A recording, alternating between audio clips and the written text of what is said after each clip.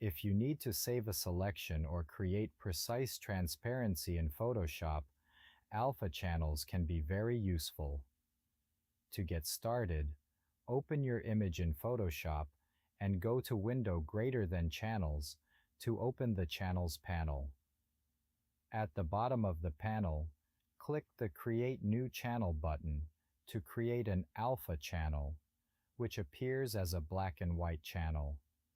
Paint with white to add areas to the channel, black to remove areas, and gray to create partially selected areas. You can also load the alpha channel as a selection by holding Ctrl and clicking its thumbnail, then switch back to the Layers panel and use the selection for editing, masking, or other adjustments. When you're finished, save your file as a PSD so the alpha channel remains available for future editing. That's how alpha channels work in Photoshop, giving you a convenient way to save and reuse detailed selections and transparency.